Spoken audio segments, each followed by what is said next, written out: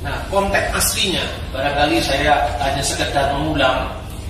Itu disebutkan di dalam pupuk yang ke-135 angka atau baris nomor kelima yang berbunyi ruanika datu winuwus wara budawiswa biniki rakwaring apan kena parwanosan mangka jinatwa lawan siwa takwa tunggal binika tunggal ika tanghana dharma mangruwa. Kalau di Bali disebut binika tunggal ika tanghana dharma mangruwa. Bahasa Jawa menyebutnya A. Bahasa Jawa yang Majapahit ini sekarang masih dilestarikan di Tengger, di Banyumas, karena lafalnya bukan O tapi A. Yang artinya kira-kira konon dikatakan wujud Buddha dan Siwa itu berbeda. Siwa dan Buddha memang berbeda. Namun bagaimana kita bisa mengenalinya? Hakikat Jina, the essence of Buddha, dari hakikat dari Buddha dan hakikat jiwa adalah tunggal, berbeda-beda tetapi satu, tidak ada kebenaran yang mendua. Ika itu artinya itu, bukan satu. Kalau satu itu tunggal, banyak orang yang salah paham. Jadi bin ika, beda-beda itu, tunggal itu. Artinya secara esoterik bahwa pemahaman ketuhanan itu sebetulnya sumbernya satu, kausa prima.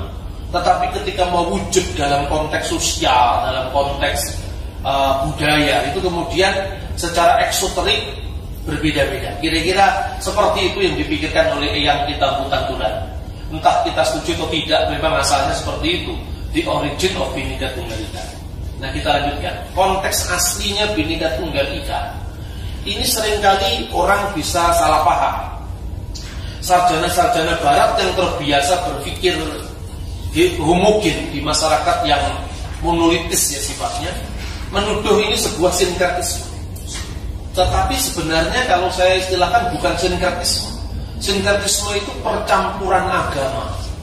Tetapi saya menyebutnya teologi kerukunan. Karena Siwa dan Buddha sendiri itu sebagai agama yang dominan di Majapahit itu tidak lebur menjadi satu, tetapi berdampingan begitu harmoninya. Karena menyadari perbedaan Bhinneka Tunggal Ika, tetapi mereka ingin punya komitmen untuk bersatu, Tunggal Ika. Kemajemuan agama dipandang sebagai manifestasi dari kebenaran tunggal atau tanghana dharma mangruwa. Tidak ada kebenaran yang mendua. Dan ternyata dalam salah satu ucapan pujangga yang sejaman dengan Tantular, yaitu Empu Prapanca, dalam kitabnya yang sering dikutip oleh Bung Karno, Pak Yamin, yang berjudul Negara Kertagama, itu digambarkan prinsip itu yang ternyata ajaibnya itu yang diteruskan oleh para founding father kita dengan istilah ketuhanan yang Maha Esa. Pada zaman Majapahit disebut Tuhan itu prinsip tertinggi. Nataning anata patining jagat pati yangning yang inistik. Sang pelindung yang mutlak, raja penguasa alam semesta, Tuhan yang mengatasi konsep-konsep ketuhanan yang berbeda-beda. Jadi boleh saja umat Islam punya konsep yang berbeda dengan Kristiani, berbeda dengan Hindu. Tapi sebenarnya Sang Empu mau menegaskan yang kita sembah itu bukan konsepnya Tuhan, tapi yang kita sembah itu Tuhan. Dan bersamaan dengan perbedaan konsep-konsep Tuhan yang diistilahkan Bung Karno dalam kuliah tentang Pancasila, Begriff van God, sesungguhnya Tuhan itu satu. Dan itu prinsip tertinggi, entah bagaimana kita mendefinisikannya, karena itu bukan tugas negara untuk mendefinisikan Tuhan, tetapi tugas negara untuk memberikan dasar filosofi bahwa negara harus bertuhan, rakyatnya juga bertuhan, tetapi bebas bertuhan secara berkebudayaan dengan dasar toleransi, saling menghormati satu dengan yang lain. Bhinneka Tunggal Ika dalam konteks sekarang sebetulnya itu sudah diucapkan beberapa saat atau beberapa bulan sebelum proklamasi antara Bung Karno, Profesor Muhammad Yamin, dan Ide Bagus Supriyo. Konon menurut catatan sidang notulen dari Dokore Cucumbi Tosake atau BPUPKI itu, Pak Yamin yang pertama mengucapkan kata-kata Bhinneka Tunggal Ika. Sontak kemudian Ide Bagus Sugriwa menyambutnya dengan Tanggana Dharma Mangruwa. Artinya memang istilah itu sudah sangat populer sekali di Bali saat itu. Dan kemudian akhirnya disepakati untuk menjadi sesanti atau semboyan di dalam lambang negara kita, yang artinya bukan sekedar keberagaman dalam kesatuan teologis seperti semula, tapi ditarik dan diinterpretasikan menjadi lebih luas lagi, yaitu perbedaan dalam suku, ras, agama, budaya, adat istiadat, bahasa, dan lain-lain yang lebih kompleks. Namun kita ini satu bangsa, satu tanah air, yaitu Indonesia. Kita lanjutkan. Saya mencoba untuk menyingkat secara dalam segenggam apa yang kira-kira kita bicarakan sekarang. Yang di tengah adalah Bhinneka Tunggal Ika. Sebetulnya saya mengacu pada seorang ahli Indonesia, ya, orang Prancis namanya Denis Lombard. Dia mengatakan demikian: masa awal sebuah kebudayaan atau perorangan menentukan masa kini dan masa depan.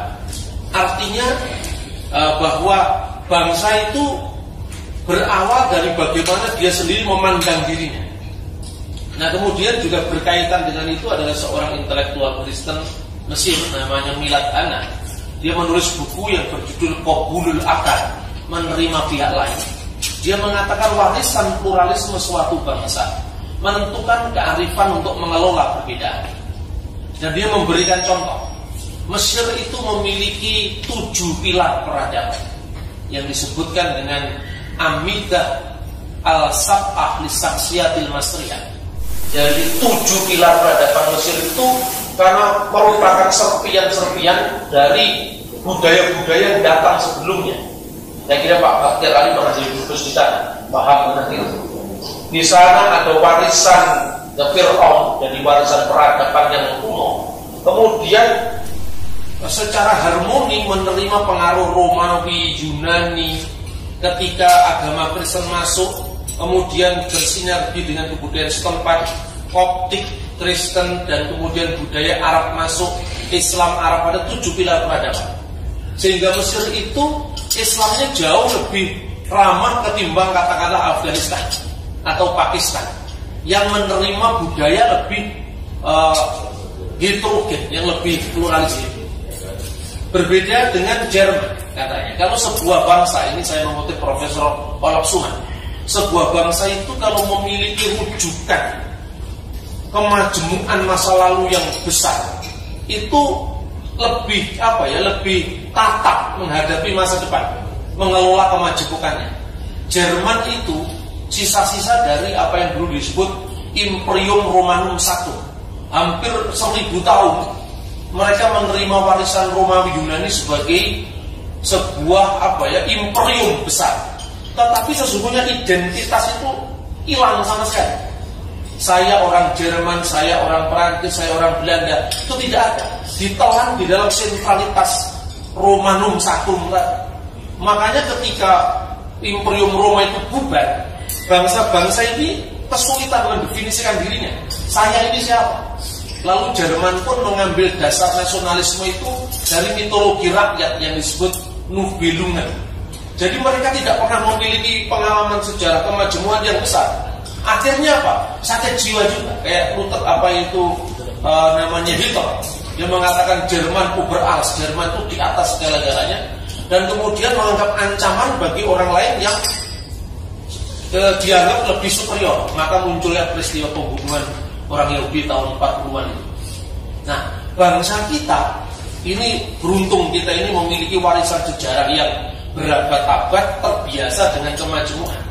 Bhinneka Tunggal Ika itu sebagai living reality Indonesia selama berabad-abad.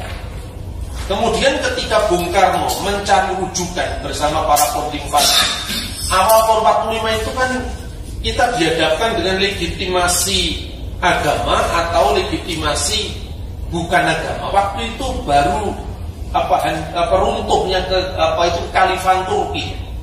Bung Karno menulis dalam Diwa Benda Revolusi, sejarah yang akan mencatat apakah Mustafa Kemal Atatürk itu benar atau salah. Tapi yang jelas waktu itu kalau pilihan bernegara paling tidak kalau tidak sekuler ya teokratis. Tetapi bangsa kita sekali lagi ketika dia menerima warisan sejarah pluralisme yang berabad-abad, menemukan paradigma bukan teokratis, bukan pula paradigma sekularis, tapi paradigma simbiotik yang bisa memadukan antara religiositas bangsa yang memang sangat mengagungkan Tuhan, tapi di pihak lain pluralistik sekali warisan kemajemukannya. Maka negara kita berketuhanan yang Maha Esa, tapi bukan teokrasi. Tidak terbayangkan dulu ketika bangsa kita memiliki sistem legitimasi yang seperti ini. Karena di beberapa negara bagian di Amerika, orang membaca Injil sebelum pelajaran saja bisa dikenai sanksi, karena itu asas memisahkan mutlak sama sekali negara dan agama. Maka itu yang kemudian oleh para founding father disebut bagaimana kita mendirikan negara kebangsaan nasional stat ini, lalu memperoleh rujukan Sriwijaya dan Majapahit. Nah, tetapi kalau kita lihat dalam sejarah, dinamika antara kalau kebenekaan di satu pihak, kemudian itu juga membahayakan ketunggal ikaannya, tetapi sentralitas yang terlalu kuat, yang kemudian meleburkan sama sekali perbedaan itu, juga itu akan mengancam masyarakat kita yang sesungguhnya. Karena itu saya mencatat pasang surutnya Sriwijaya jatuh bangun jadi Majapahit itu sesungguhnya karena gagal mengelola antara yang bineka dan yang tunggal ika. Nah, kemudian aplikasinya bagaimana dalam semboyan negara ini, coba menyatukan keberagaman budaya. Jadi orang Batak tidak hilang kebatakannya ketika dia jadi Indonesia. Saya tetap bangga jadi orang Jawa, sekalipun saya tidak mengatakan bahwa Jawa lebih baik dari Madura seperti Pak Mahfud misalnya. Artinya bahwa kebinekaan kita ini tidak menenggelamkan jati diri kita masing-masing. Ketika kita memilih agama Islam, tidak berarti bahwa keislaman kita itu mengganggu keindonesiaan kita, atau kecinaan kita mengganggu keindonesiaan kita, tidak. Jangankan satu generasi, katanya Bung Karno, 10 generasi pun tidak bisa menghilangkan yang namanya rahang Batak atau sipit Tionghoa, ikal mayang Irian atau kuning langsat Manado, sawo mateng Jawa atau lidah Bali. Karena Tuhan Allah Subhanahu wa Ta'ala, kata Bung Karno, telah menakdirkan bangsa kita yang mendiami teritori antara Sabang sampai Merauke ini memang hukum sejarahnya menjadi satu. Itulah sebabnya kemudian Bhinneka Tunggal Ika ini menjadi roh yang bagaimana membingkai kebinekaan kita ini. Dan syukur alhamdulillah karena undang-undang dasar kita di pasal-pasalnya mencantumkan implementasi semboyan ini dalam kehidupan berbangsa, bernegara, dan bermasyarakat. Jadi Nusantara itu istilah India untuk menyebut tanah air kita. Itu bukan sekedar hamparan antara nusa-nusa, tetapi sekaligus juga hamparan beragam nilai-nilai budaya dari dunia, budaya dunia yang saling bertemu dan berdialog secara dinamis. Luar biasanya Bapak Ibu, fakta ini tidak hanya dicatat oleh sejarah kita, tetapi sejarah bangsa-bangsa itu sudah mencatat Indonesia jauh sebelum bangsa kita mencatat sejarah kita sendiri. Bukankah kita diajari prasejarah kita itu abad keempat, Prasasti Kutai Mula Warman. Tapi sesungguhnya sebelum abad keempat sudah ada catatan-catatan dari India, Cina, bahkan Timur Tengah tentang Indonesia. Saya mencoba untuk menggalinya karena paling tidak bagaimana saya katakan ya, kebanggaan sebagai bangsa itu mesti ditanamkan. Kita lanjutkan. Tidak banyak lagi, ini coba saya kutip dari Srimad Walmiki Ramayana.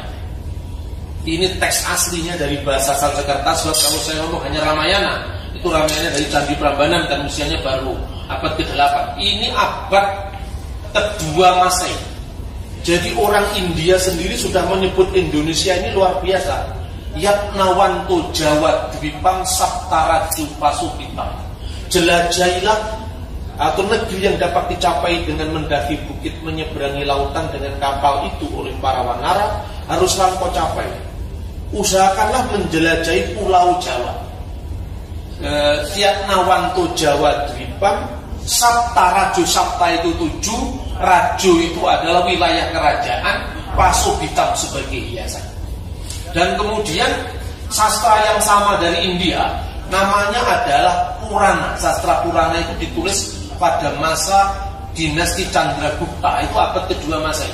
Sudah menyebut 7 pulau Nusantara. Yang pertama Jawa Dwipa, Bali Dwipa, Barhina Dwipa, itu adalah Borneo, Barhina Dwipa Borneo, Sanka Dwipa itu adalah Sulawesi, kemudian Sanga Dwipa itu Nusa Tenggara, dan kemudian Suwarna Dwipa itu adalah Sumatera, dan Papua disebut dengan Jawa Dwipa Mati Kramya Sisiro Nama Parwata. Jadi ujung paling luar dari Pulau Jawa yang memiliki gunung yang namanya Sisira, puncaknya mencapai langit dan bersalju. Dan di sana ditunggu oleh para dewa dan para danawa. Danawa itu buto atau raksasa. Itu sebutan diskriminatif orang-orang Arya kepada bangsa Papua. Tetapi artinya abad kedua bangsa-bangsa lain sudah menulis tentang Indonesia. Ini tidak dimiliki oleh bangsa Jerman, tidak dimiliki oleh bangsa-bangsa lain. Dan ini kiranya menjadi istilahnya Dennis Lombard itu sebagai masa awal yang sangat menentukan masa kini dan masa depan. Kita memiliki akar budaya religiositas bangsa yang sangat tinggi. Religiositas ini artinya bukan organized religion, tapi artinya degup jantung setiap anak bangsa yang spiriti oleh semangat ketuhanan. Jadi negara kita itu tidak mungkin jadi negara yang tidak bertuhan, karena itu catatan rentangan sejarahnya yang berabad-abad. Bahkan kata sembahyang itu aslinya dari zaman pra-Indonesia modern. Prasasti Dapun Tajam itu di Kedukan Bukit itu disebutkan Dapun Tajam Nayek Kaparau Mangalap Jaya Sidayatra. Itu prasasti Sriwijaya. Dapun Tajam itu artinya pengabdi pada Zat Tuhan, dan kata sembahyang menyembah Tuhan. Entah bagaimana didefinisikan menurut ilmu kalam atau menurut teologi Kristen, itu bukan urusan negara.